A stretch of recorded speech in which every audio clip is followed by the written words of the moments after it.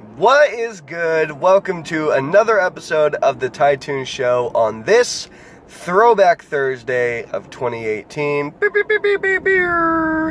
If you guys know me, you must have seen my timeline completely blown up with SiR's new album, November. The TDE signee who just announced he's going on tour with the likes of Kendrick and SZA and Schoolboy dropped what I think is his debut album on the label, November, which coincides with his actual birthday. This album, which comes in at about 35 minutes, I cannot stop playing it. It is so good. It gives you that coffee house jazz kind of vibe with tracks like Something Foreign, where you've got dusty piano keys riding along with the beat, Shotgun with Schoolboy Q, who delivers an authentic West Coast verse like nobody else. SiR's voice is just super smooth. It's like butter over tracks like The Evils, I Know, It's Alright. I was going to do a bit of an album review, but I think I'll just hit on my favorites, because if we were going to do an in-depth review here, I could be here all day. So I'll just start by saying the intro, Gone, sets us up for a futuristic journey. His computerized co-pilot K, who is actually voiced by his real-life wife, tells us and him, as the commander of the ship or whatever, that his shields are at 100%, his destination's like 12 trillion light years away, and off we go. Right into It's Alright, which has a clunky sounding, I couldn't pick the instrument out in the background, but it is groovy as all hell. The bass line just carries you along for the ride. Tracks like The Evils with its chipmunk sampled loop, almost like the way Kanye used to do it before he went insane and started naming his children after cities and marrying Kim Kardashian. That is a easy standout. The Evils, check that one out. I got some notes down here in my lap. There is a really cool 3-song arc right smack dab in the middle of the album, starting with Never Home. That track begins with an angry voicemail from a woman.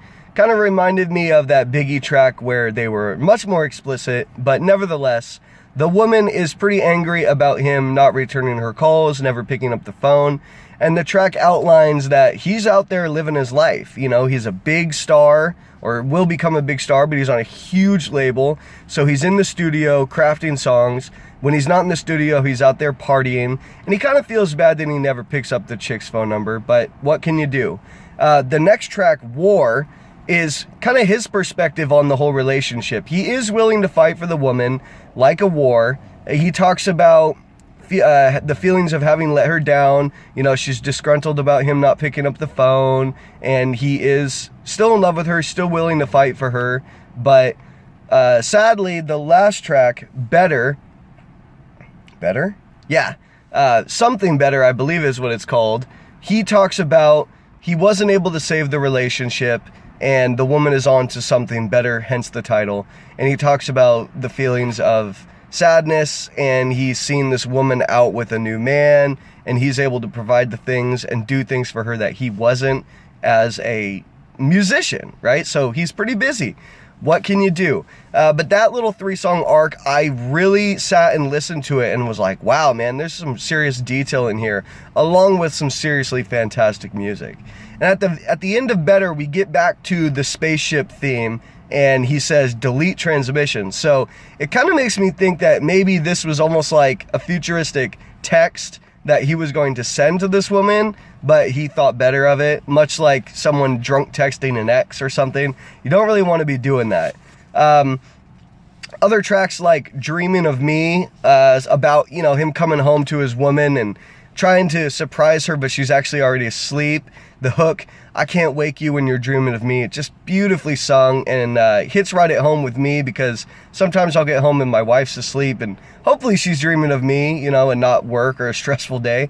I don't want to wake her. I don't want to disturb her. I want her to have peaceful dreams. The last track, Summer in November, just talking about the feelings of love and how it makes him feel. Sometimes love is just such an overwhelming emotion, and here he equates it to the feelings of summer in November. Juxtapose, of course, summer's a nice humid time where everybody's in a good mood, whereas November, kind of coming to the end of the year, things are getting cold. So overall, what a freaking fantastic album. I loved it. I highly recommend it, and I suggest that you all quickly press play on SiR November.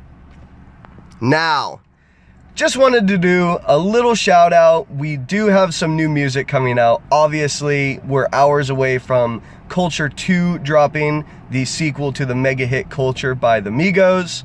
Lil Wayne, from my boy Josh out there, dropped a couple of new tracks with the anticipation of Dedication 6 Reloaded coming out soon. Make sure you check all that stuff out. And the big news for anyone that's a fan of SZA or Schoolboy or Kendrick himself, I apologize if there's any background noise. I'm right over by the airfields, so that's what that is. But the TDE Championship Tour was announced this week, and I am frantically trying to lock in tickets. If you do go to that or interested in going to that, make sure you come find me at the Sleep Train Mattress Amphitheater. That is going to be a super fun show, May 13th, Sunday. Check that one out. Woo! All right, guys. Enjoy the rest of your week. Have a great weekend. I love you. Leave a comment. Let's start a hip-hop chat. And make sure you press play on November. Later.